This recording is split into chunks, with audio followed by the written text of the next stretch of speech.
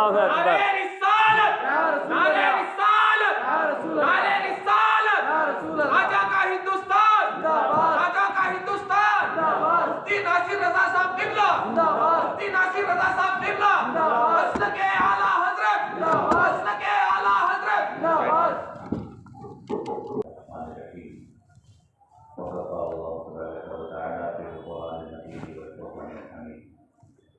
وكنتم أمواتا فأحياكم ثم يميتكم ثم يحييكم ثم إليه ترجعون آمنت بالله صدق الله مولانا العظيم। बाबा से बुलंद दुरूद शरीफ पढ़ें। अल्लाहुम्मा सल्लि अला सय्यिदिना शफीअना हबीबना व मौलाना मुहम्मद व बारिक वसल्लिम सल्लल्लाहु अलैहि वसल्लम सलाम अलैका या रसूलल्लाह या हबीबल्लाह।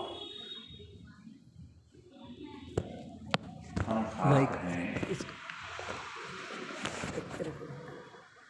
और खाक ही मावा है हमारा। खाक कहते हैं मिट्टी को, मावा कहते हैं कब्र को, जो ठिकाना है हमारा। हम खाक हैं और खाक ही मावा है हमारा। खाकी तो वो आदम जद्दे आला है हमारा। हम खाकियों ने मिलके वो खाक न पाई जिस खाक में मदफन शहे बतहा है हमारा। आला हज़रत इमाम इश्क़ मोहब्बत इमाम अहमद रज़ा ख़ान फ़ज़ल बरेलवी अलैहिर्रहमा की ये एक ख़ूबसूरत लिखी हुई खाक पर नात है। इसमें एक मिसरा है आपका, फरमाते हैं, खम हो गई पुश्ते फलक इस ताने ज़मी से। खम हो गई पुश्ते फलक, खम कहते हैं झुक गई, कमर टूट गई। फलक कहते हैं आसमान को। आसमान की कमर टूट गई, आसमान की कमर झुक गई ज़मीन के एक ताना से। ज़मीन ने एक ताना आसमान को दिया। ज़मीन ने पहले ताना नहीं दिया, ज़मीन से पहले आसमान ने ज़मीन को सैकड़ों ताने दिए। ऐ ज़मीन क्या है तू, क्या है तेरी हैसियत, तू मिट्टी है, खाक है। मेरे पास देख चांद है, सूरज है, सितारे हैं, बुलंदी है। तेरे पास क्या है, तू पस्ती में है, नीचे मिट्टी है, कोई हैसियत नहीं है तेरी मेरे सामने। सैकड़ों ताने आसमान ने ज़मीन को दिए, मगर ज़मीन ने सैकड़ों ताने सुन के भी ज़मीन की कमर नहीं टूटी। न ज़मीन पर कोई असर हुआ आसमान के ताने का, न ज़मीन के माथे पे कोई शिकन पड़ा आसमान के ताने का। ताना आसमान देता रहा। ज़मीन ताना सुनते सुनते सुनते सुनते जब थक गई तो एक ताना ज़मीन ने आसमान को दिया। उसके 100 ताने ज़मीन सुन के ऐसी ही बिछी रही। ज़मीन के कमर पे कोई फ़र्क नहीं पड़ा, जैसी ज़मीन बिछी थी ऐसी ही बिछी रही। वो ताना देता रहा, ज़मीन ऐसी रही। लेकिन ज़मीन ने एक दिन एक ताना आसमान को दिया। एक ताना ज़मीन का आसमान झेल नहीं पाया और एक ताना सुन के आसमान की कमर टूट गई, आसमान झुक गया। कितना ख़तरनाक ताना ज़मीन ने दिया होगा आसमान को कि सैकड़ों ताने आसमान के ज़मीन के ऊपर कोई असर नहीं, लेकिन एक ताना ज़मीन का ऐसा कि आसमान झुक गया। आला हज़रत कहते हैं ऐसा झुका कि आप जिधर से भी आसमान को देखो झुका हुआ दिखाई देगा। कहीं से भी आसमान को देखो, यहां से खड़े होके बहुत दूर का कोना आसमान का देखो, ऐसा लगेगा कि जमीन की तरफ झुका हुआ है, कहीं कहीं लगेगा कि जमीन से आसमान मिला हुआ है। तो आला हजरत कहते हैं ये उस दिन से झुका जिस दिन से जमीन ने उसको एक ताना दिया। खम हो गई पुश्ते फलक इस ताने जमीन से, सुन मदीना हम पर है, ये रुतबा है हमारा।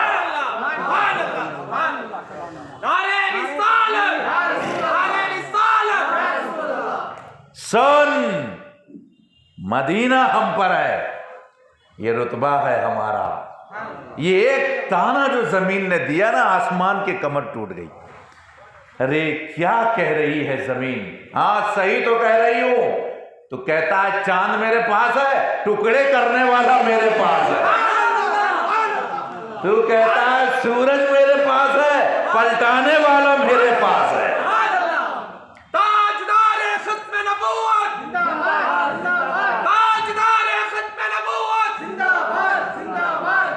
तू कहता है मैं बुलंदी पे हूं, तुझे मुबारक हो तेरी बुलंदी, मगर मेरी गोद में आमना कहला। सुन मदीना हम पर है, यानी तेरी बुलंदी टिकी जो हुई है वो इन्हीं की वजह से टिकी हुई है।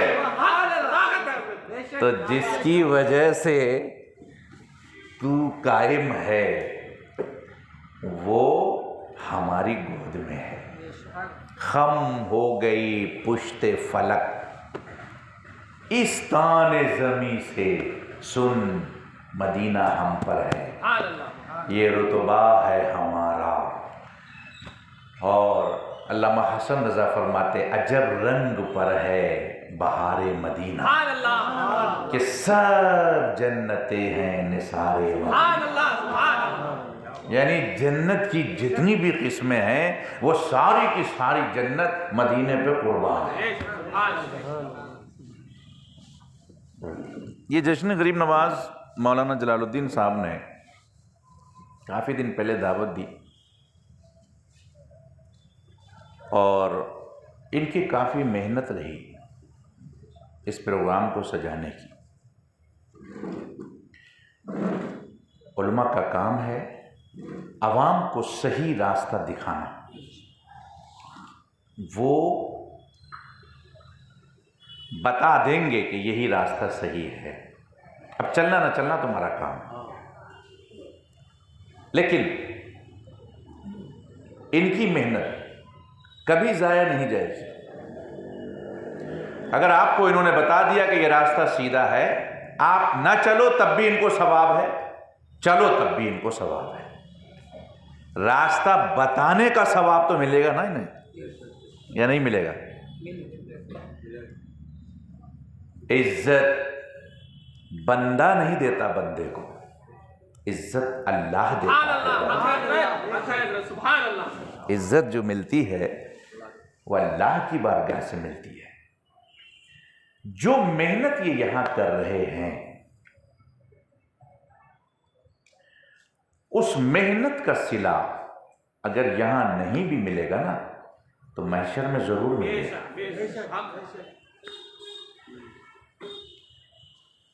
ये जो महफिल इन्होंने सजाई, लोगों ने क्या समझा, कौन जाएगा, क्या है ये महफिल की हैसियत, क्या है इसकी औकात, इसीलिए लोग नहीं आए। यहीं पे अगर डांस पार्टी होती, यहां जगह नहीं रहती खड़े होने की। यहीं पे अगर मुकाबला औरतों की कव्वाली होती तो यहां जगह नहीं रहती खड़े होने की। लेकिन जिक्र रसूल की महफिल सजी तो लोगों ने सोचा क्या होगा यहाँ आके। मैं बताता हूँ आपको कि इस महफिल की अहमियत क्या है। कव्वाली की महफिल या गानों की महफिल कि कोई औकात नहीं है इस महफिल के सामने। गानों की महफिल बंदा सजाता है और ये महफिल को सबसे पहले जन्नत में मेरे रब ने सजाया। ये जो है ना, ये है रूहानियत की महफिल। जन्नत में ये महफिल पहले सजी है और ये महफिल का आगाज जन्नत से हुआ है और इस महफिल का इख्तिताम भी जन्नत ही में होगा। और आगाज जन्नत से हुआ है, इख्तिताम जन्नत में होगा, तो महफिल में रहेंगे भी वो लोग जो जन्नती होंगे। सुभान अल्लाह, सुभान अल्लाह, सुभान अल्लाह। बाहर के लोग नहीं आ सकते अंदर, क्योंकि इसका आगाज ही जन्नत से हुआ है। आप कहोगे जन्नत में ये महफिल कब हुई? आदम अलैहिस्सलाम को अल्लाह ने मिट्टी से पैदा किया जमीन पर। इन्नी जाइलुन फिल अर्दे खलीफा, बेशक ज़मीन पर मैं खलीफा बनाने वाला हूँ। जब मिट्टी से बनाया अल्लाह ने तो सैकड़ों बरस पुतला आदम का अल्लाह ने ऐसे ही रखा बेजान।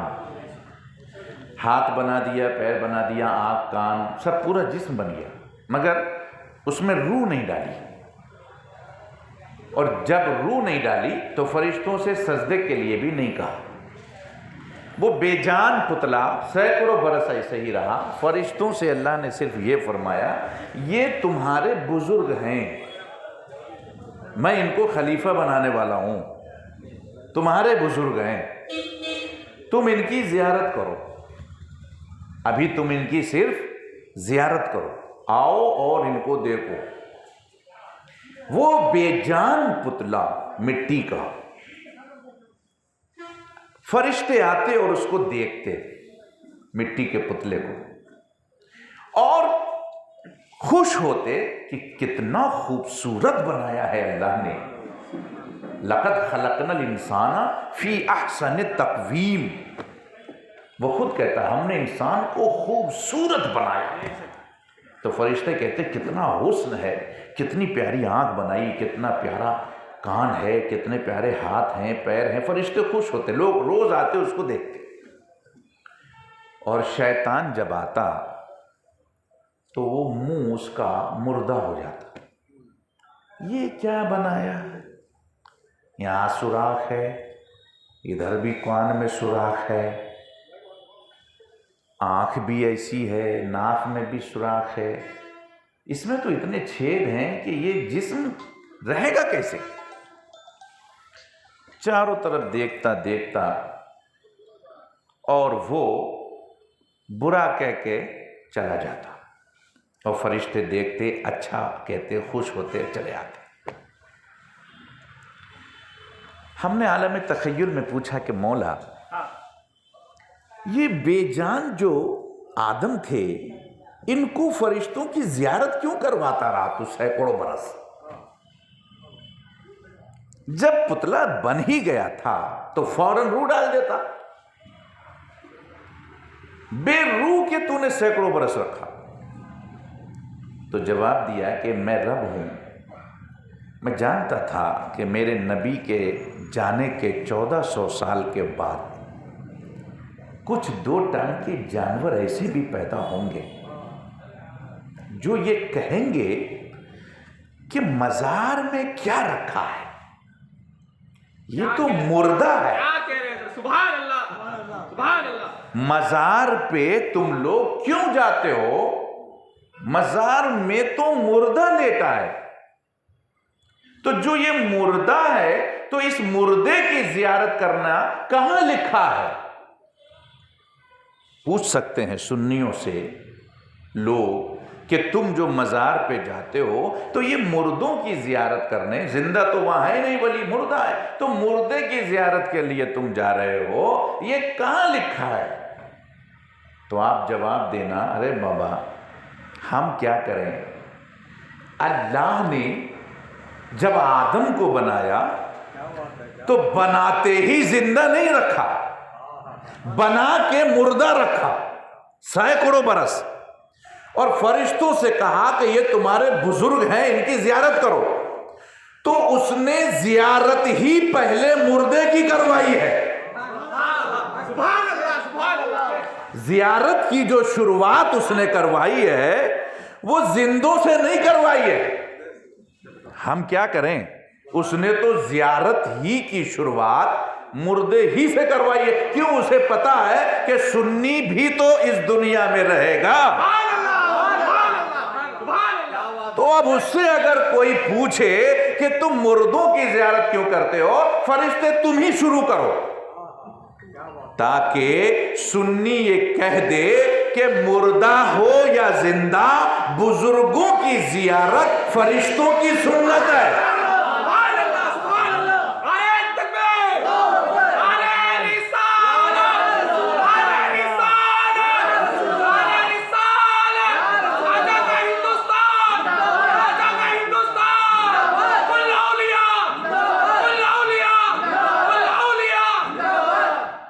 बुजुर्गों की जियारत फरिश्तों से रब ने क्या कहा, ये आदम तुम्हारे बुजुर्ग हैं, तुम इनकी जियारत करो बेजान की, ताकि जमीन पर सुन्नी फख्र से मजार पे जाए।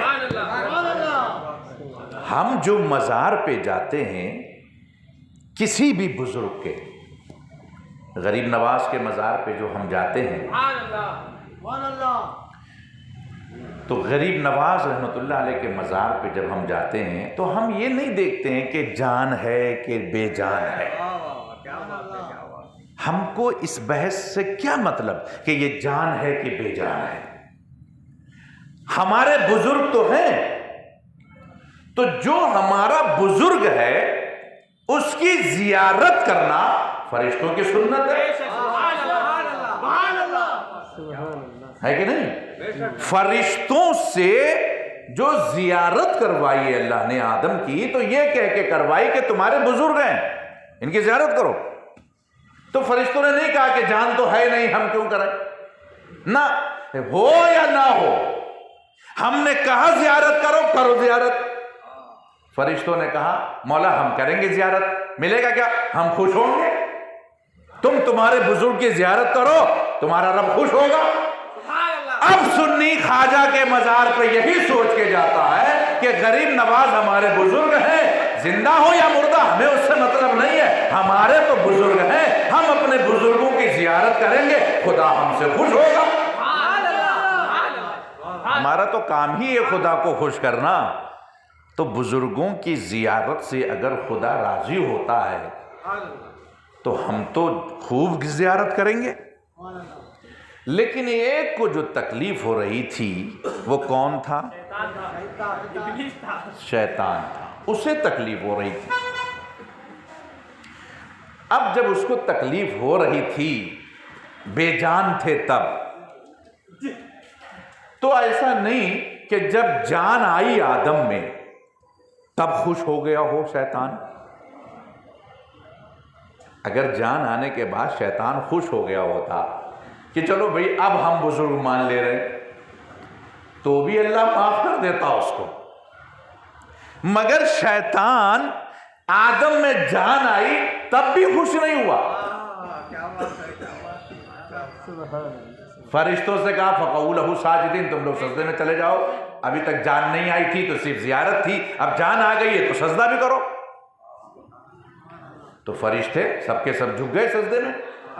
इससे कहा तो बोला जब बेजान थे तो जियारत नहीं की, और की तो मुर्दा दिल से की, अब जान आई है तो अब भी हम नहीं मानेंगे। तो जिनको नहीं मानना है, औरतों से कहो खामोश बैठे, या नहीं तो बाहर जाके बात करें, महफिल हो रही है यहाँ पे, आवाज नहीं करना। दुरूद शरीफ पढ़ें, अल्लाहुम्मा सल्ली व सल्लिम व बारिक अलैहि।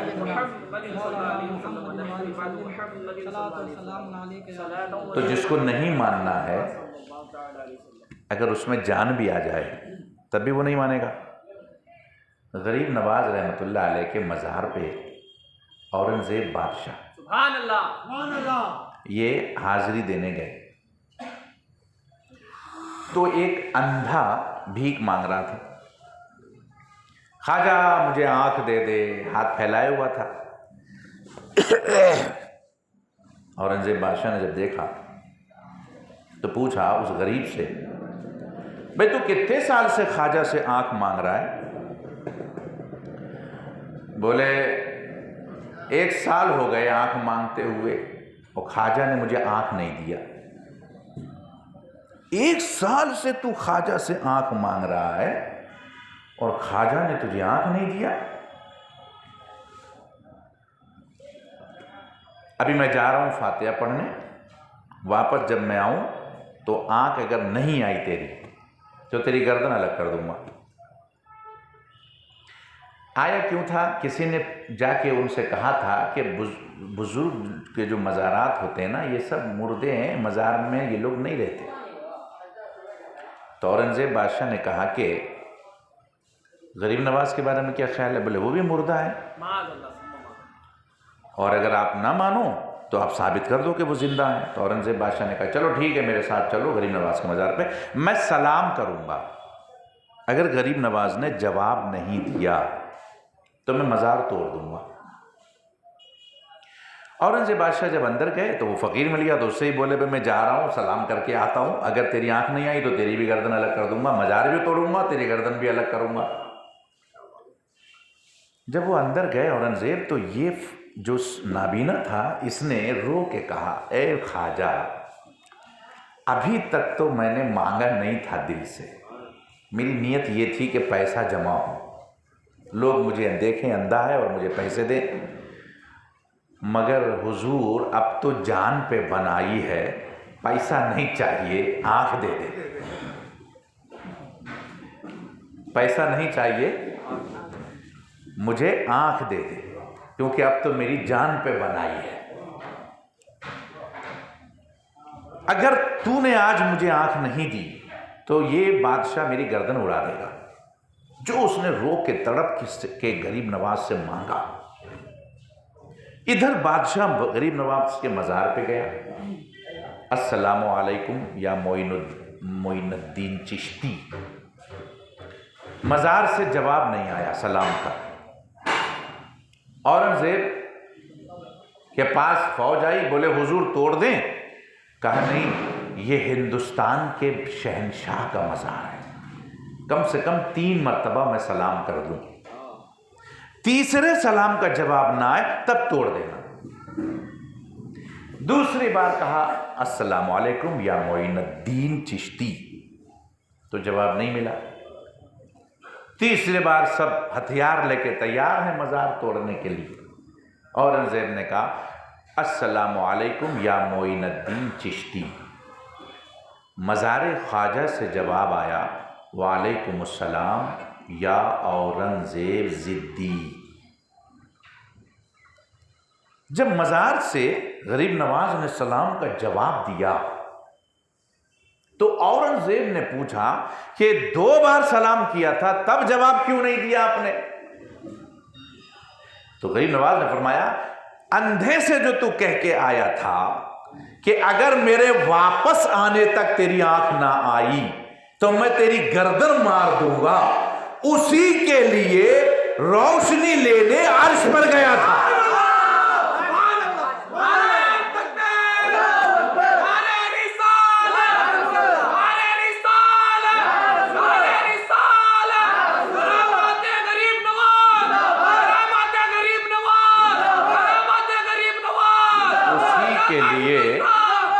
उसी अंधे के लिए रोशनी लेने मैं अर्श पर गया था।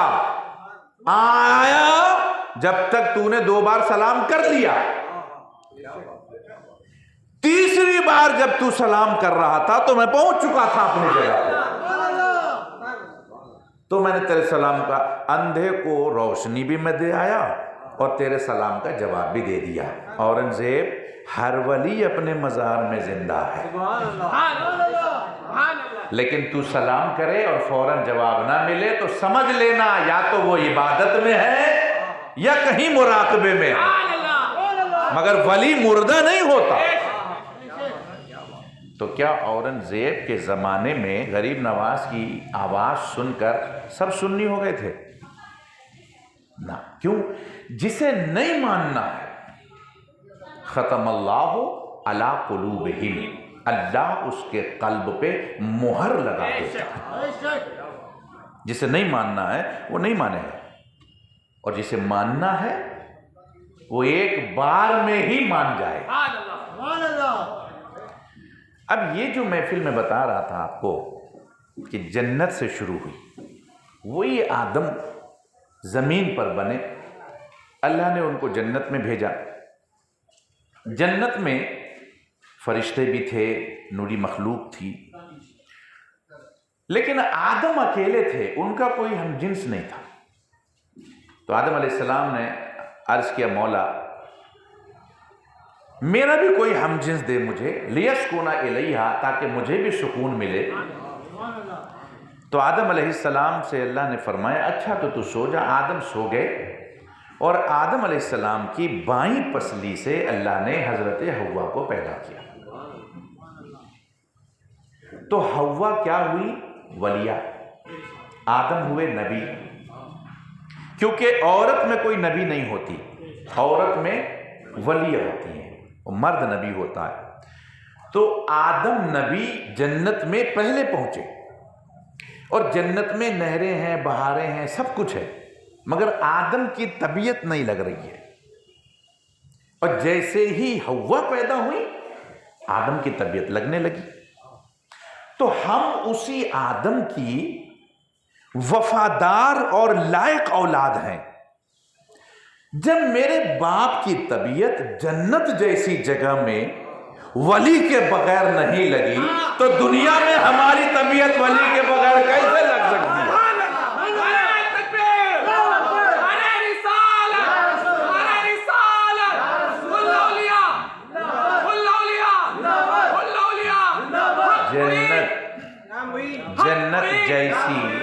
जन्नत जैसी जगह में आदम का दिल नहीं लग रहा है, वलिया जैसे आई दिल लगने लगा। तो जो वफादार औलाद है उसका भी दिल दुनिया में वली के बगैर नहीं लगेगा। और जो बेवफा औलाद होगी, बाप को मार देती है बेवफा औलाद, तो बाप जमीन जायदाद से बेदखल कर देता है उसको, है कि नहीं? जो नालायक औलाद होती है वो कभी भी जमाना उसे अच्छा नहीं कहता। बाप भी इतनी जमीन जायदाद से उसको बर्खास्त कर देती है, कुछ नहीं मिलेगा तुझे मेरे जमीन से। तो जन्नत आदम ही की तो विरासत है। अगर नालायक हो जाए औलाद, तो आदम कब उसे जन्नत की में जमीन देंगे? कुछ नहीं मिलेगा तुझे, तू नालायक औलाद है। तो नुक्ते की बात मैं ये समझा रहा था, बड़े इत्मीनान से समझें आप और अपने अकीदे को मजबूत करें। जन्नत में दो हो गए, एक नबी और दूसरा वली। अभी तक महफिल नहीं सजी थी जन्नत में, लेकिन जब दो हुए नबी और वली, अब महफिल सजी। महफिल किस चीज की सजी? जब हव्वा को आदम ने देखा तो हाथ बढ़ाया हव्वा की तरफ आदम अलैहिस्सलाम ने, खुश होके। अल्लाह ने फरमाया, ना आदम रुको, पहले महर अदा करो, तब तुम हाथ बढ़ाना। क्यों? ये तुम्हारी ज़ौजा है। मौला महर अदा करें? बोले हाँ। निकाह खाने की महफिल हुई। निकाह की जो महफिल अल्लाह ने जन्नत में सजाई, तो फरिश्ते सामाईन बने, और जिसकी महफिल सजी वो आदम और हव्वा थे, यानी एक नबी और एक वलिया, दोनों की महफिल। उसके बाद अल्लाह ने आदम से कहा कि महर अदा करो। तो बोले महर में क्या दूं? तो बोले मेरा एक महबूब है, तो उस महबूब पर 11 मरतबा दुरूद पढ़ दे, महर अदा हो जाएगा। आदम अलैहिस्सलाम ने 11 मरतबा अपने महबूब पर दुरूद शरीफ पढ़ी। ये जो महफिल हम सजाते हैं ना दुनिया में, या तो रबीउल अव्वल की सस्ती है सुभान अल्लाह, या बुजुर्गों के आगाज की सस्ती है कि नहीं। इस महफिल में या तो नबी का जिक्र होता है या वली का जिक्र होता है, और महफिल के आगाज में दुरूद शरीफ पढ़ा जाता है। दुरूद पढ़ाया जाता है कि नहीं। तो ये सेम महफिल वही हुई नहीं जन्नत वाली। सुभान अल्लाह, सुभान अल्लाह। तो ये हजरत बाबा फरीदगंज शक्कर रहमतुल्लाह अलैह फरमाते थे कि दुनिया में जो ये महफिल होती है ये जन्नत की महफिल है। इस महफिल में वो ही आएगा जो जन्नती हो, क्योंकि ये महफिल दुनिया में जो सज रही है ये जन्नत की महफिल सज रही है, और इस महफिल का इख्तिताम भी जन्नत ही में होगा। कैसे होगा?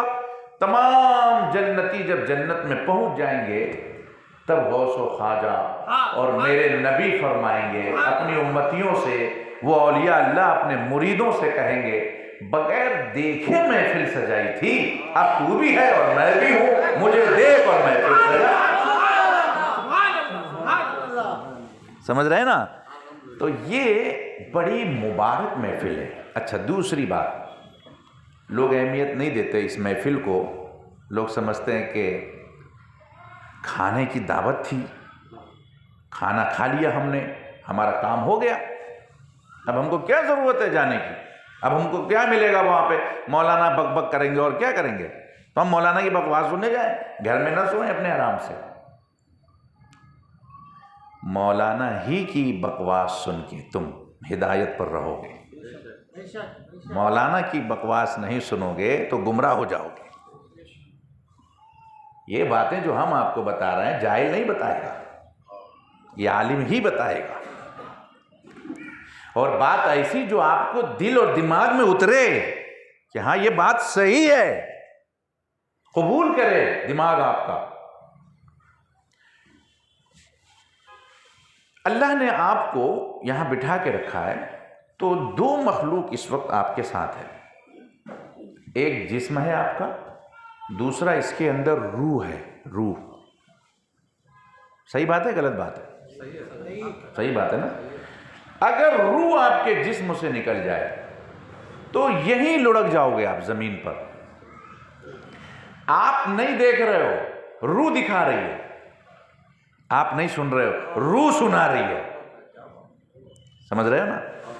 आपके अंदर जो रूह है ना, उसने जिंदा रखा है बाहर की तमाम चीजों को। ये जो हाथ चला रहे हैं हम, हाथ तो दिख रहा है चलते हुए, जो चला रही है रूह वो नहीं नजर आ रही है। बहुत गौर से समझें आप, जो चला रही है हाथ, हमारे हाथ को, वो रूह नजर नहीं आ रही है। आप जो मुझे आंखों से देख रहे हो ये तो मिट्टी की बनी हुई है, इसकी कोई हकीकत नहीं है। ये जो दिखा रही है ना, वो दिखाने वाली रूह इसके अंदर है। अगर वो रूह निकल जाए बाहर तो आंख तो रहेगी मगर दिखेगी नहीं आपको, ये आंख बंद हो जाएगी आपकी। यही वजह है कि जब इंसान मरता है तो उसकी नमाज जनाजा जो पढ़ते हैं वो जिस्म की नमाज जनाजा पढ़ाई जाती है, रूह की नहीं। गुस्ल किसको देते हैं आप? रूह को या जिस्म को? बोलिए, रूह को कभी कोई गुस्ल देता है? नहीं। कफन किसको पहनाते हैं आप? जिस्म को। क्यों? मरा जिस्म है। अच्छा, तो जिसने जिंदा रखा था वो कौन थी? वो रूह थी। वो कहां गई? वो तो गई, वो नहीं मरी है।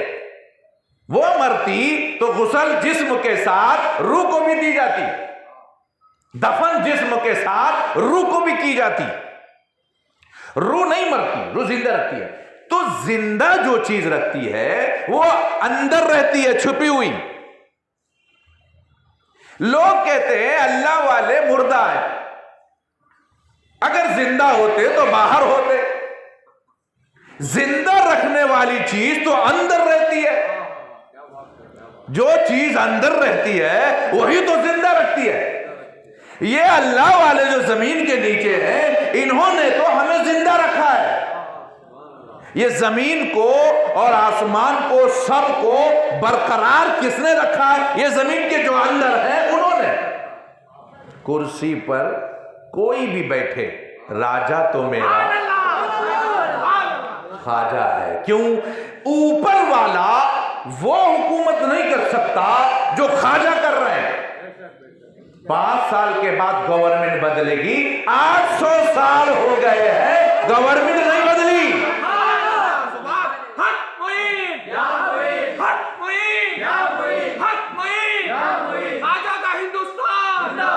तो जब आपको इतनी बात समझ में आ गई कि अंदर जो चीज है रूह, वो आपको जिंदा रखे, तो 2 चीज से आप जिंदा हो, एक जिस्म, दूसरा उसके अंदर की रूह। अब आपको यह तलाश करना है कि ये जो जिस्म है आपका, ये किस चीज से अल्लाह ने बनाया। अल्लाह फरमाता है मिनहा खलकनाकुम, हमने तुमको मिट्टी से पैदा किया, वफीहा नुईदुकुम, और तुमको हम इसी मिट्टी में डाल देंगे, वमिनहा नुखरिजुकुम तारतन उखरा, और फिर कयामत में इसी मिट्टी से हम तुम्हें उठाएंगे। और उसकी कुदरत यह है कि जिस मिट्टी से आपके जिस्म को उसने बनाया है, आप दुनिया में कहीं भी चले जाओ, मरने के वक्त वहीं पे पहुंचना है। यानी कब्र भी आपकी वहीं बनेगी जहां की मिट्टी से जिस्म बना है। पहुंचा वहीं पे खाक जहां का खमीर था। समझ रहे हैं आप? मेरे नबी ने फरमाया कि जिस मिट्टी से अल्लाह जिस्म को बनाता है, उस मिट्टी को थोड़ा नाफ के अंदर रख देता है, ताकि तुम कहीं भी फिरो, कब्र तुम्हारी उसी जगह बने जिस मिट्टी से तुम्हारा जिस्म बना। ये जो नाफ में छेद है ना, इसके अंदर हमारी वो मिट्टी जहां पे कब्र बननी है, अंदर है, लिए हुए हम फिर रहे हैं। यानी हम अपनी कब्र को अपने साथ लिए फिर रहे हैं। उस कब्र को हम भूले हुए हैं जो हर वक्त मेरे साथ है। हमको जब भी मौत आएगी, उसी जगह पे ये हमें नाफ की मिट्टी लेके पहुंच जाएगी जहां की हमारे अंदर मिट्टी लगी है। तो अब गरीब नवाज रहमतुल्लाह अलैह का मज़ार कहाँ है? हिंदुस्तान में। इसका मतलब ये है कि गरीब नवाज के जिस्म में जो मिट्टी लगी है, वो लगी ही अजमेर की है ना।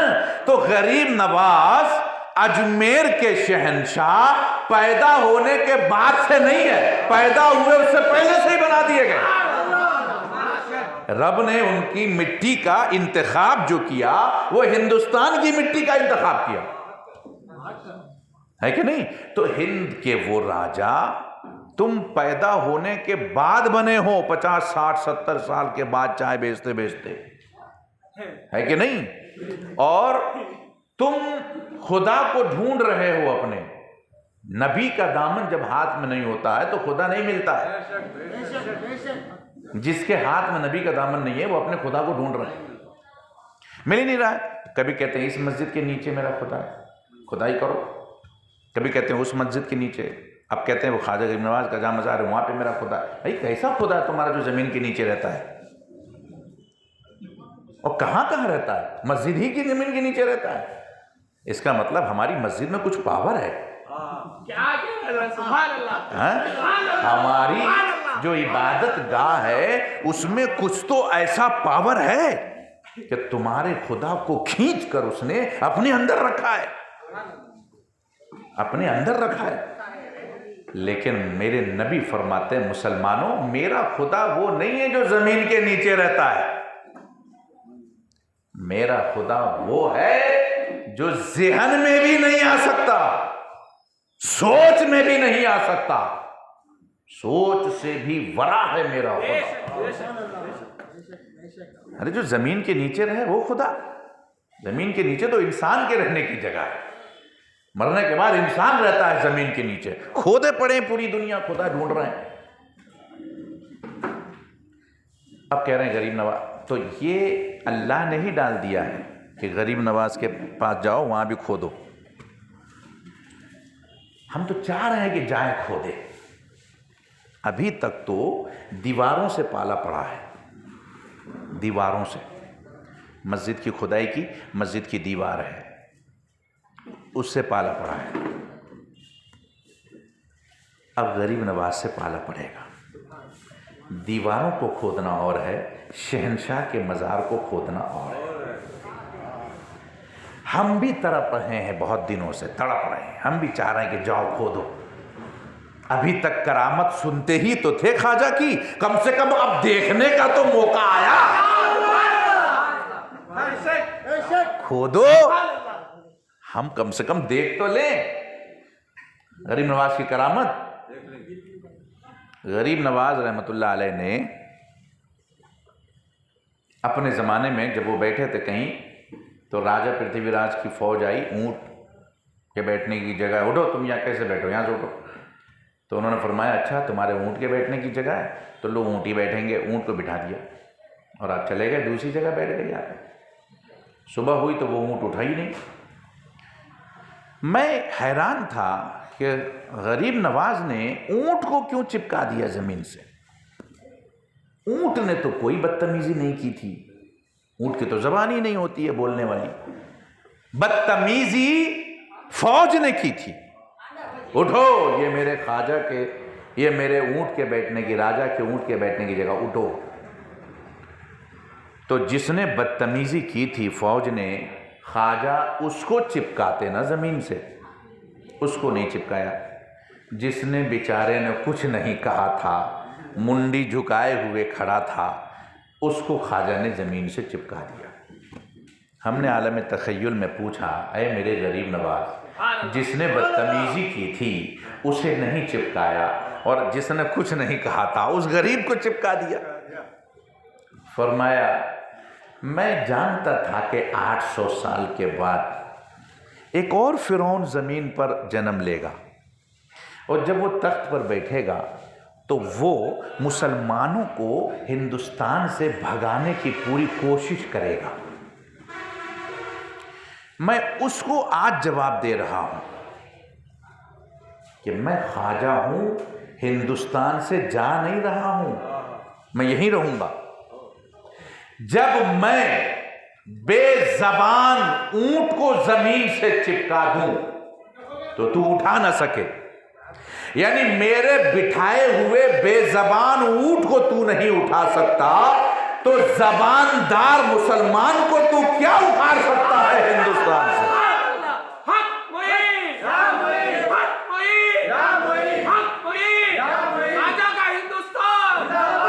मेरे बिठाए हुए ऊंट नहीं उठा सका, तो मेरे बसाए हुए मुसलमानों को कौन हिंदुस्तान से भगा सकता। ये जवाब दिया गरीब नवाज ने। तो मैं ये अर्ज कर रहा था कि ये जो जिस्म है आपका, ये रूह और जिस्म मिट्टी दोनों से। तो ये जिस्म आपका किस चीज से बनाया अल्लाह ने? बोलिए। मिट्टी से बनाया ना, मिट्टी से बनाया। और रूह अल्लाह ने किस चीज से बनाया? नूर से। रूह को अल्लाह ने नूर से बनाया। जिस्म है नीचे की चीज, मिट्टी की चीज, जमीन के नीचे की चीज, और रूह जो है वो है आसमान की चीज। तो ये जो दो मखलूक लेके आप बैठे हो, एक जिस्म और एक रूह, तो एक है नीचे की मखलूक जमीन की, और इसके अंदर एक रूह जो है वो आसमानी मखलूक है, ऊपर की। तो कितनी मखलूक है आपके अंदर? बोलिए। दो मखलूक है। कौन कौन? जिस्म और रूह। जिस्म कहां की मखलूक है? जमीन की। रूह कहां की मखलूक है? आसमान की, यानी ऊपर से आई है रूह। यही वजह कि जब आदमी मरता है ना, तो उसकी आंख खुली रह जाती है और मुंह भी खुला रह जाता है, यानी वो आंखों से रूह को जाते हुए देखता है आसमान की तरफ, क्योंकि रूह आई है आसमान से। रूह जो है आई है आसमान से, तो रूह आसमानी मखलूक है और ये जिस्म जमीनी। अब उसकी कुदरत देखिए, जमीन से जो जिस्म को उसने बनाया, इस जिस्म की ग़िज़ा भी उसने जमीन ही से पैदा किया। धान, गेहूं, चावल, केले, फल, फ्रूट, ये सब कहां पैदा होते हैं? आसमान में नहीं, जमीन में पैदा होते हैं, मिट्टी से पैदा होते हैं। क्यों? मिट्टी से आपको बनाया है ना उसने, तो आपकी ग़िज़ा भी, इस जिस्म की, मिट्टी के जिस्म की ग़िज़ा भी मिट्टी ही से उसने पैदा किया। आपको भूख लगेगी ना, तो ये भूख आपकी कब मिटेगी? जब आप चावल खाओगे, रोटी खाओगे, फल फ्रूट खाओगे। तो जिस्म से पैदा हुई, जमीन से, मिट्टी से पैदा हुई ग़िज़ा जब आप खाओगे, तब ये मिट्टी का पेट भरेगा। प्यास लगेगी तो जमीन ही के नीचे से निकला हुआ पानी पियोगे, तब इस मिट्टी की प्यास बुझेगी। जिस्म की भूख और प्यास को बुझाने के लिए उसने मिट्टी की ग़िज़ा बनाई, मिट्टी की। क्यों? जिस्म भी मिट्टी का है। फिर रूह की ग़िज़ा क्या है? गरीब नवाज फरमाते हैं, जो जिस्म की ग़िज़ा है वो रूह की ग़िज़ा नहीं, और जो रूह की ग़िज़ा है वो जिस्म की ग़िज़ा नहीं। अगर जिस्म की ग़िज़ा ही रूह की ग़िज़ा होती तो ज्यादा खाने वाला आदमी ज्यादा रूहानी वाला होता है कि नहीं? जो 4-5 प्लेट बिरयानी खा जाता वही सबसे बड़ा वली होता। मगर ज्यादा खाने वाला आदमी रूह को मुर्दा कर देता है। क्यों? रूह की ग़िज़ा है ही नहीं है। जो रूह की ग़िज़ा है वो जिस्म की नहीं। तो हज़रत इस्राईल अलैहिस्सलाम नबी करीम सल्लल्लाहु अलैहि वसल्लम की बारगाह में पहुंचे, कहा या रसूलल्लाह अलैहिस्सलाम, जिस्म को मैं मारता हूं लेकिन रूह को मैं नहीं मारता। कुछ जिस्म ऐसे भी हैं जब मैं उसको मारने जाता हूं तो रूह पहले से मरी हुई रहती है। या रसूलल्लाह, वो जो रूह पहले से मरी हुई रहती है जिस्म के अंदर, वो रूह को कौन मार देता है? अब मेरे नबी फरमाते हैं, इज़राइल, जिस तरह रूह की ग़िज़ा होती है, जिस्म की ग़िज़ा होती है, इसी तरह रूह की भी ग़िज़ा होती है। अगर जिस्म को खाना पीना न मिले तो ये जिस्म मर जाएगा। ऐसे ही रूह को भी अगर ग़िज़ा ना मिले तो रूह भी मर जाती है। कुछ ऐसे नालायक बंदे अल्लाह के हैं ज़मीन पर जो जिस्म को ग़िज़ा देते हैं, रूह को नहीं देते। इसीलिए जिस्म तो उसका जिंदा रहता है, रूह मर जाती है। वो कैसे लोग होते हैं? आज मैं महफिल में बिरयानी खा खा के सब भाग गए, गरीब नवाज की महफिल में नहीं आए।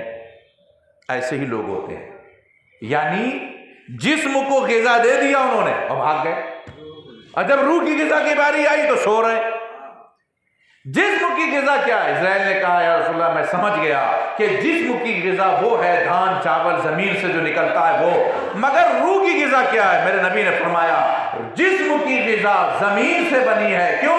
जिस्म भी ज़मीनी है, लेकिन रूह की ग़िज़ा ज़मीन से नहीं बनी है, क्योंकि रूह ज़मीन से पैदा ही नहीं हुई है। रूह तो आसमान से आई है, तो जो ऊपर से आई है उसकी ग़िज़ा भी ऊपर की होगी, जो नीचे से बना है उसकी ग़िज़ा भी नीचे की होगी। तो मिट्टी की ग़िज़ा नीचे की है और रूह की ग़िज़ा आसमान की है। कहा या रसूल, आसमानी ग़िज़ा क्या है? कहा क़द जाअकुम मिनल्लाह नूरुन व किताबुन मुबीन, अल्लाह की बारगाह से एक मैं आया हूँ और दूसरी मैं उसकी किताब लाया हूँ। यानी आदम की और तमाम आदमी की जिस्म की ग़िज़ा धान चावल है और रूह की ग़िज़ा नबी का जिक्र और कुरान की तिलावत।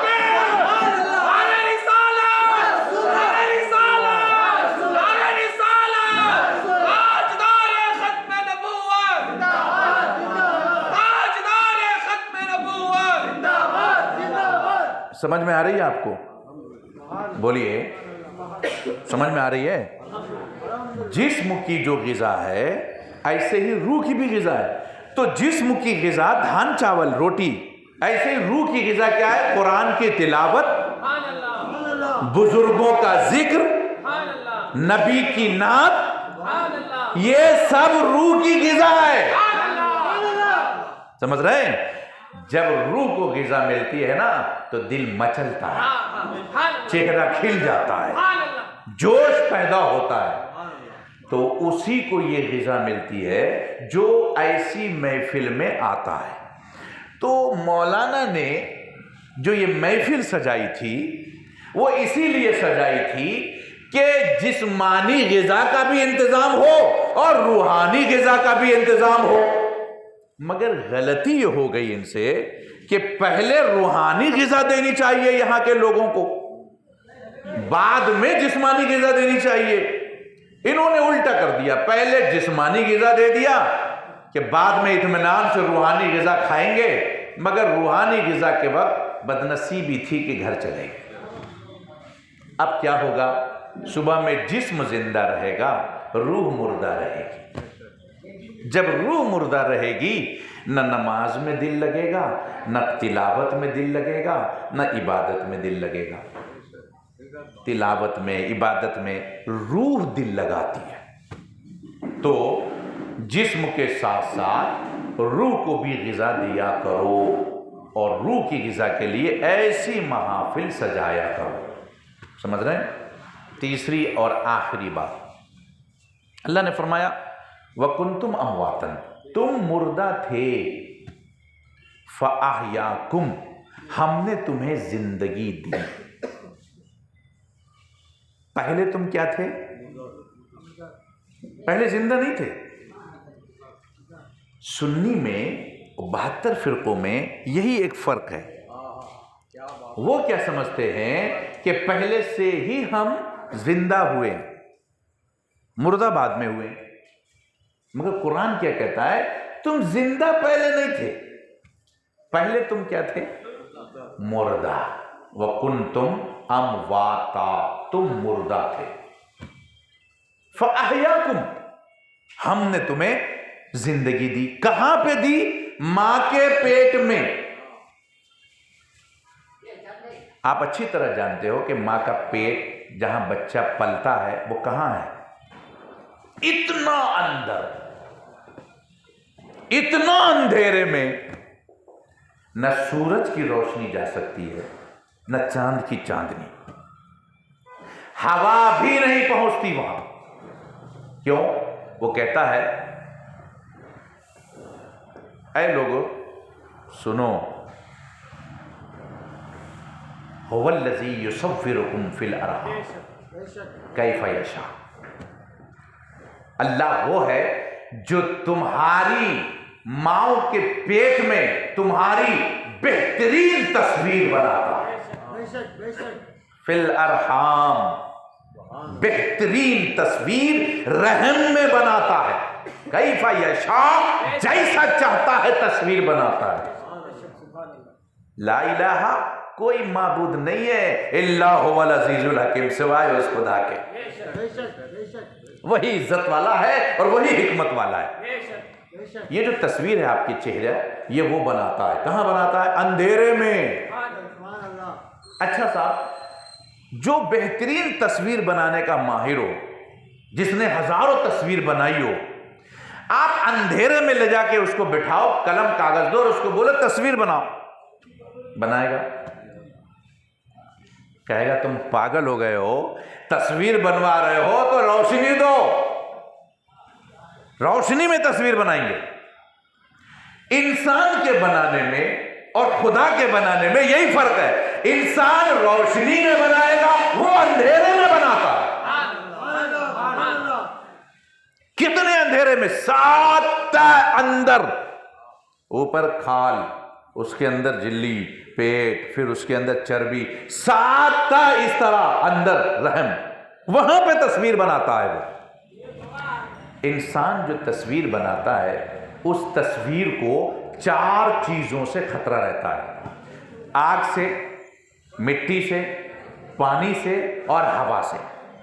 अगर तस्वीर खूबसूरत बनाओ आप उजाले में, और तस्वीर खूबसूरत बना के आप अगर रख दो धूप में, तो वो तस्वीर रहेगी धूप में ज्यादा दिन। धूप की जो रोशनी है ना, और जो मिट्टी धूल उड़ेगी, खुले में तस्वीर रख दो तो मिट्टियां उड़ के वो तस्वीर पूरा धुंधला कर देगी, तो मिट्टी से खतरा है तस्वीर को। अच्छा साहब पानी में डाल दो तस्वीर तो बचेगी, गल के पूरा खत्म। अच्छा आग में डाल दो, जल के राख, और अगर हवा में रख दो उड़ा ले जाएगी, फाड़ देगी, टुकड़े कर देगी। आग, पानी, मिट्टी, हवा, इन 4 चीजों से तस्वीर को खतरा है। यानी ये 4 चीजें किसी कीमत पर भी आपके बनाए हुए तस्वीर को रख नहीं सकती, मिटा देगी। मगर उसकी कुदरत यह है कि जो मिटाने वाली चीज है उन्हीं 4 चीजों से अल्लाह ने आपकी तस्वीर बनाई है। आग से, मिट्टी से, पानी से और हवा से आपकी तस्वीर बनाई है। ए आग, मैं बना रहा हूं, दम हो मिटा के दिखा। अरे दूर क्यों जाते हो, आग के अंदर ही इब्राहिम को डाल दिया अल्लाह ने। ले अंदर डालता हूं, बहुत घमंड है ना कि मैं जलाता हूं, ले जला के दिखा। गरीब नवाज रहमतुल्लाह अलैह रास्ते से गुजर रहे थे, मुरीद से फरमाया कि वुजू करना, पानी लिया। और मुरीद जब पानी लेने गया तो बोला हुजूर बहुत बड़ी तादाद में लोग आग की पूजा कर रहे हैं, उस पार पानी एक जाए कैसे? कहा आग की पूजा, आग की पूजा क्यों कर रहे हैं? कहा पता नहीं। गरीब नवाज भी गए और उनसे पूछा, 40,000 लोग थे, उनसे पूछा कि तुम लोग आग की पूजा क्यों कर रहे हो भाई? बोले अरे तुमको नहीं पता, मैं इसकी इसलिए पूजा करता हूं कि कयामत के दिन दोजख में न जलाए हमें। गरीब नवाज ने कहा अरे कयामत तो बहुत दूर है, अभी ट्राई कर। कितने साल से पूजा कर रहा है? 40 साल से परस्तिश कर रहा हूं। 40 साल हो गए ना, ट्राई कर, उंगली डाल देख जलाती कि नहीं। बोले अभी तो जला ही देगी। तो फिर क्यों पूछ रहा है? जला देगी। जब यहां नहीं छोड़ रही है तो वहां छोड़ेगी। गरीब नवाज ने कहा ये जलाएगी, इसका काम जलाने का, तो कितना पूजा कर। तो उन लोगों ने कहा आप मेरे खुदा को बुरा कह रहे हैं। बोले खुदा है ही नहीं, खुदा मेरा है। सुभान अल्लाह, सुभान अल्लाह। ऐसा है मेरा खुदा कि तुमने तो इसकी पूजा की है, मैं तो गाली दे रहा हूं, बुरा कह रहा हूं तुम्हारे आग को। अगर मैं पैर रख दूं ना तो मेरा खुदा जलने नहीं देगा मेरा पैर। सुभान अल्लाह, सुभान अल्लाह, सुभान अल्लाह। तो उन लोगों ने कहा कि तुमको जलने नहीं देगा, या तुमको नहीं जलाएगी? बोले नहीं जलाएगी, हम गाली देंगे तो भी नहीं जलाएगी, तुम पूजा करोगे तो भी जला देगी। क्यों? मेरा खुदा वो है जो इस आग को कह देगा खबरदार, महबूब का कदम है, जलने ना पाए। वो लोग बोले अगर ऐसा है तो आप जाके दिखाओ आग में। पकड़ा एक पंडित था, उसी के बच्चे को ख्वाजा गरीब नवाज ने, और बच्चे को पकड़ा और लेके चले गए आग में। बच्चे को क्यों लेके गए? ताकि सबकी तवज्जो हमारी तरफ हो। अरे पंडित जी का बच्चा जो सरदार थे उन्हीं को लेके चले गए ख्वाजा साहब, सब देख रहे हैं आग को। अरे बच्चा जलिया जलिया जलिया। बच्चा बोला अरे मैं आग में होता जब तो जलता, मैं तो बाग में बैठा हूं। बाग में बैठा है, हमें तो आग दिख रहा है, बाहर निकल। गरीब नवाज निकाल, थोड़ी देर रुके और बाहर आ गए। अब ढूंढ रहे लोग कपड़ा किधर जला, बच्चे किधर जले, कहीं कुछ नहीं, जैसे गए थे वैसे ही आ गए। तो कहा गरीब नवाज रहमतुल्लाह अलैह ने तुमने देखा मैं जला? बोले नहीं। कहा किसने नहीं जलाया? मेरे रब ने। तो आग का काम तस्वीर जलाना, मगर रब जो बना दे तस्वीर वो आग ही से बनाता है तस्वीर। अब ये जो मिट्टी है, तुम मुर्दा थे, हमने माँ के पेट में तुम्हें जिंदगी दी, सुम्मा युमीतुकुम, जब तक हमने तुमको चाहा तुम जिंदा रहे, सुम्मा युहयिकुम, हमने फिर तुमको मौत दी। जब तुम मर गए तो लोग तुमको कब्र में ले जाके दफन करके अपने अपने घर चले गए। सुम्मा युहयिकुम, हमने तुमको फिर जिंदगी दी। यानी अल्लाह रब्बुल इज्जत ने इस आयत में क्या फरमाया? वकुंतुम अमवातन, तुम मुर्दा थे, फअहयाकुम, हमने तुम्हें जिंदगी दी, सुम्मा युमीतुकुम, फिर हमने तुमको मौत दी, सुम्मा युहयिकुम, फिर हमने तुमको जिंदगी दी। दो मौत और दो जिंदगी का जिक्र है कुरान की। मैं कुरान पढ़ रहा हूं, अपने घर की किताब नहीं। दो मौत और दो जिंदगी का जिक्र है। पहले मुर्दा थे, जिंदगी कहां थी? मां के पेट में, जो अंधेरा है बिल्कुल। फिर जब दुनिया में आए तो जिंदा रखा जब तक हमने चाहा। मौत कहां दी हमने तुम्हें? फिर उजाले में। फिर जब घर वालों ने तुम्हें दफन कर दी, चारों तरफ से मट्टी पैक कर दिया, क्या हो गया? कब्र अंधेरी। सुम्मा युहयिकुम, फिर हमने तुम्हें जिंदगी दी। हम तो जिंदगी देते ही अंधेरे में हैं। तुम ये कह रहे हो कि कब्र में जो गया है वो मुर्दा है। हमारा तो काम ही कब्र में जिंदगी देने का है। पहली जिंदगी दी वो भी कब्र में। मां का पेट कब्र ही की तरह तो है। जब मां का पेट कब्र की तरह है और वहां जब मैं जिंदगी दे रहा हूं और मेरी कुदरत को मान रहे हो, तो कब्र के अंदर क्यों नहीं मानते? सुम्मा इलैहि तुरजाऊन, कब्र की जिंदगी के बाद फिर मौत का जिक्र नहीं है। फिर सीधा रब ने कहा मेरी तरफ आना है महशर के दिन। तो आपको यह बात याद रखना चाहिए कि दो मौतें और दो हयात। पहली मौत आपकी हो गई, पहली जिंदगी आपकी हो गई, दूसरी मौत आपकी अब होगी जब भी मरोगे आप। और जब दूसरी मौत होगी तो दूसरी जिंदगी भी यकीनन होगी। तुम वली की बात करते हो, हम तो कहते हैं काफिर भी मरता है तो वो भी कब्र में जिंदा रहेगा। क्यों? कुरान कह रहा है कि हम तुमको फिर जिंदा करेंगे। हाँ, फर्क यह है कि मोमिन सवाब के लिए जिंदा रहेगा और काफिर अजाब के लिए जिंदा रहेगा। मगर जिंदा तो दोनों को रहना है, समझ रहे? बस इतनी सी बात है। यहां पर अगर अकीदा हम मजबूत कर लें तो इंशाअल्लाह हम हिदायत पर थे, हैं और रहेंगे। अल्लाह ताला हमें और आपको दोनों जहान के नेमतों से मालामाल फरमाए और ज़िंदगी की आखिरी सांस तक अल्लाह हमारे और आपके ईमान की हिफाजत फरमाए, इस्लाम पर कायम व दाइम रखे और ईमान पर हमारा खात्मा फरमाए। व आखिर दावाना अल्हम्दुलिल्लाहि रब्बिल आलमीन। सलातो सलाम। मैं दो तीन मिनट एक ज़रूरी बात करूँ। माशाअल्लाह 2 साल मेहनत के बाद मैंने जो जलसा रखा, इससे पता चला कि कौन हमारे साथ है, कौन कौन हमारे साथ है। और अल्हम्दुलिल्लाह मरते दम तक हम मेहनत करेंगे। आप जितने लोग हैं ना, मैं बहुत खुश हूँ अल्हम्दुलिल्लाह।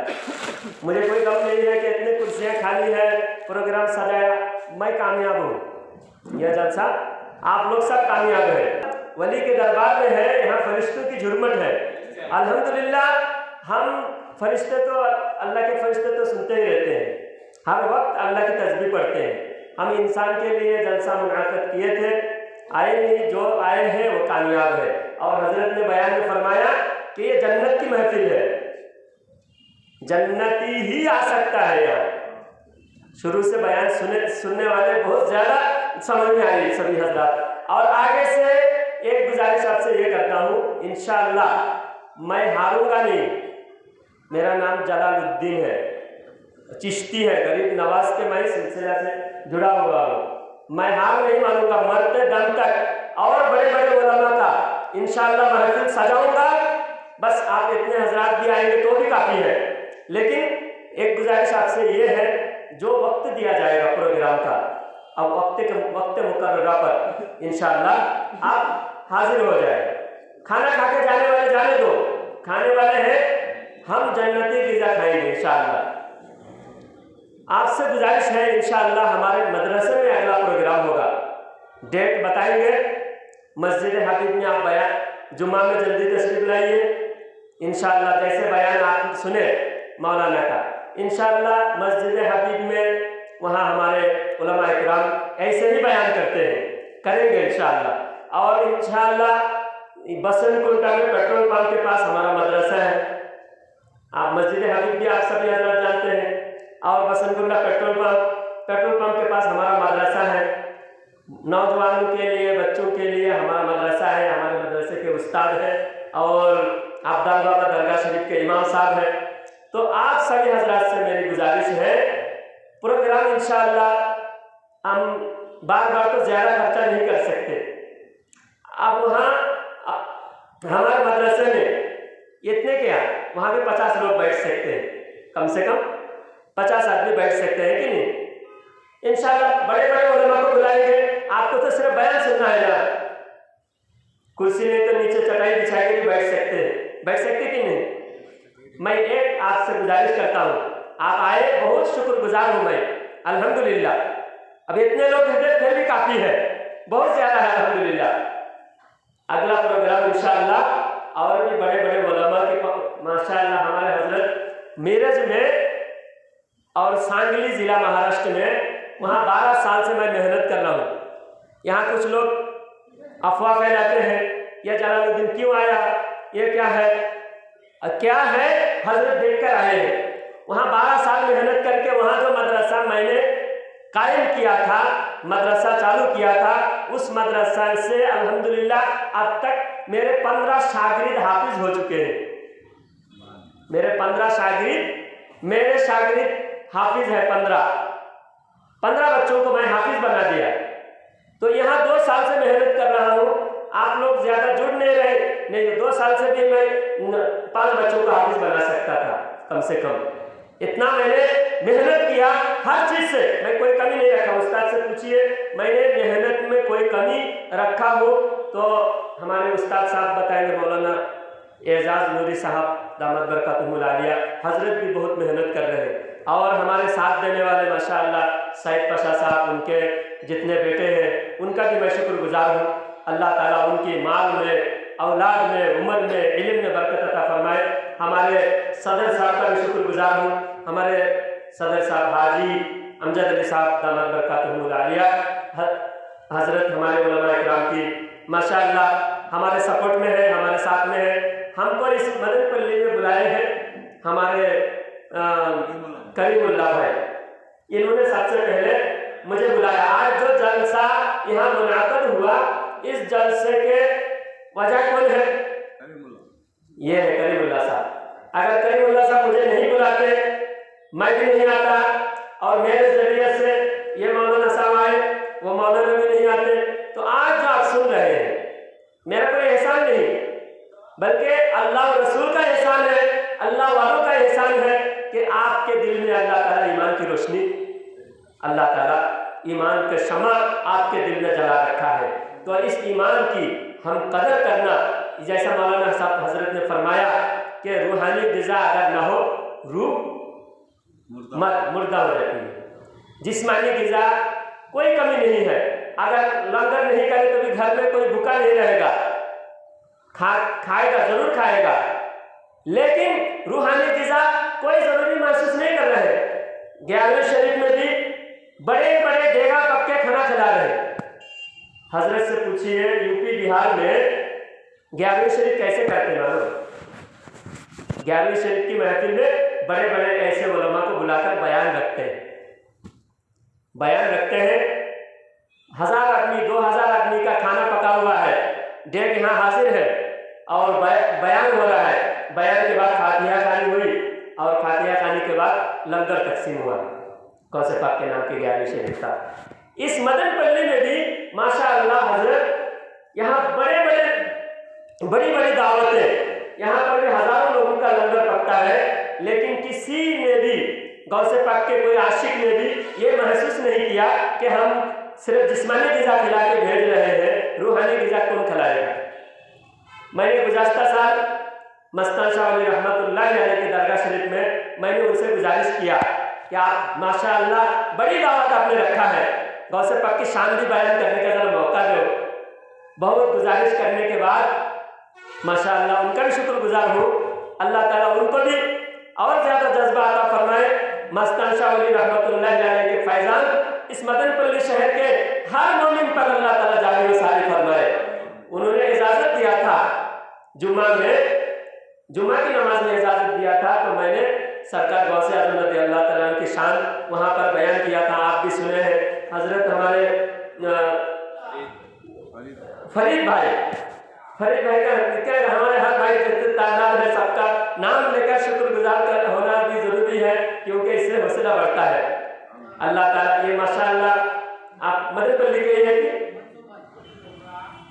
मंसूर भाई माशाअल्लाह हमारे नौजवानों में 2 ही हमारे सिपाही सबसे ज़्यादा जज्बाती हैं, एक अब्दुल कादिर भाई और एक मंसूर भाई। ये दोनों नौजवानों के लिए हज़रत दुआ फरमा दे, अल्लाह ताला इनके जवानी में, उम्र में, इल्म में और बरकत अता फरमाए। तो मैं आपसे गुजारिश करता हूँ, छोटी ही आप अगर 1000 आदमी का देग नहीं पका सकते, 10 आदमी का भी पकाए, 20 आदमी का पकाए, 11वीं शरीफ की दावत करते हैं और अहले सुन्नत का ये दस्तूर है, अहले सुन्नत का दस्तूर है। तो इसके साथ हमारे ईमान अकीदा में इजाफा होगा, अल्लाह वालों की हम और ज़्यादा आशिक बनेंगे। कैसे बनेंगे? अल्लाह वालों की शान सुनने से रूहानी ग़िज़ा भी मिलेगी और जिस्मानी ग़िज़ा भी मिलेगी।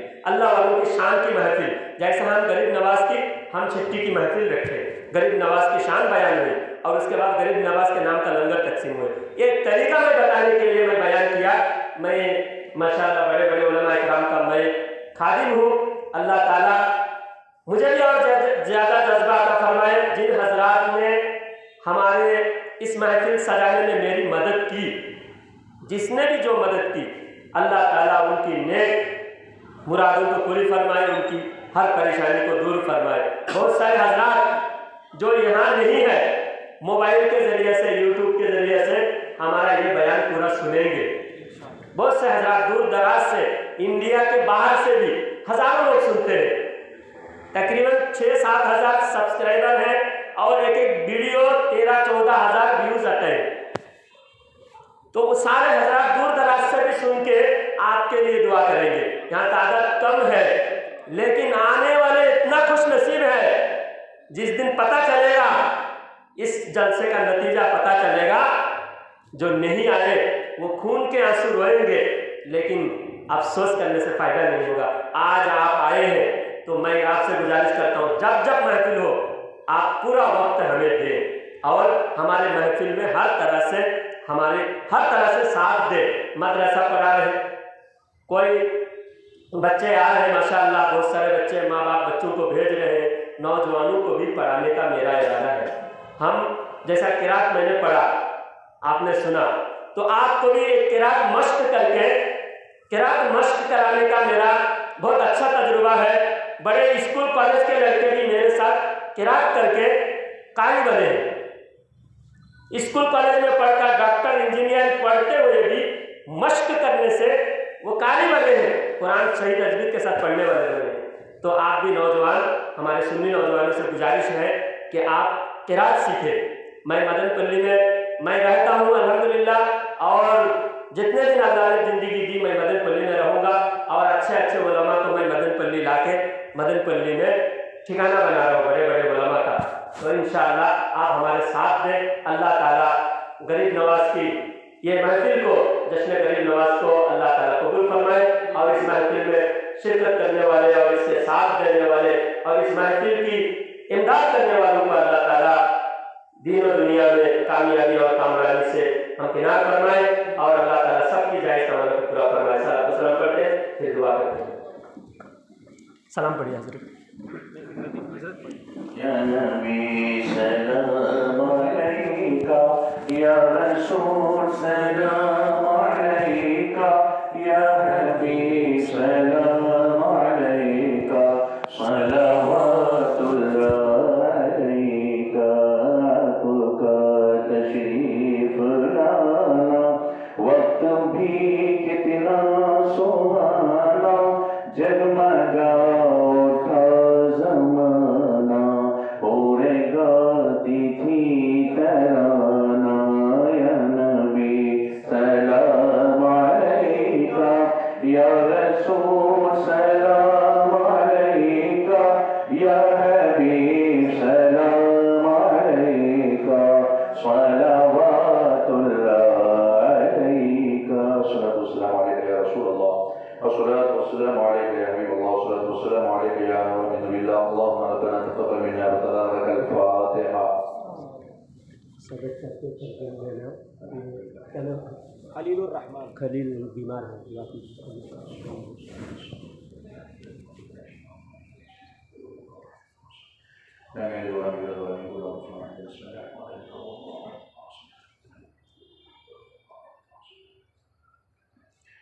करीमा का सलाम हमारे परवरदिगार जो काम का शेर की तिलावत की गई, तेरे महबूब बंदे जिक्र करना किया गया ना, तो मन खबर पड़ी मुस्तफ़ा सवाब हुजूर अकरम मुजस्सम सल्लल्लाहु अलैहि वसल्लम के मुक़द्दस बारगाह में नज़र कबूल फरमा।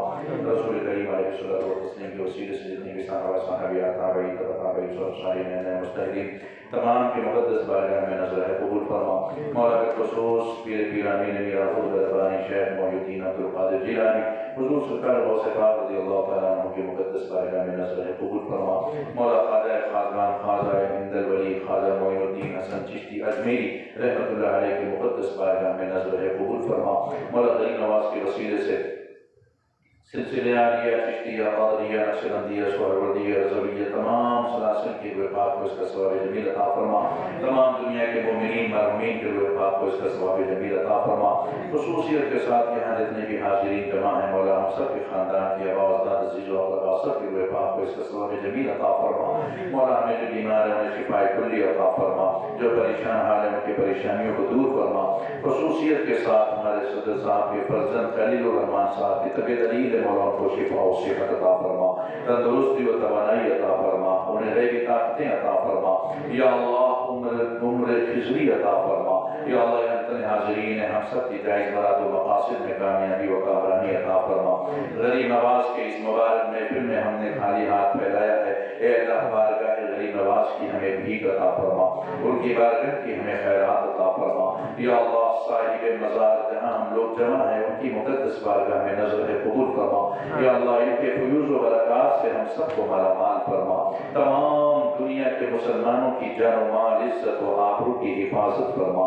जिनके घरों में जवान बहन बेटियां बैठी उन्हें अच्छे से अच्छा रिश्ता अता फरमा। जिनकी शादियां हो गई उनको उनके घरों में अमन सुकून की जिंदगियां अता फरमा।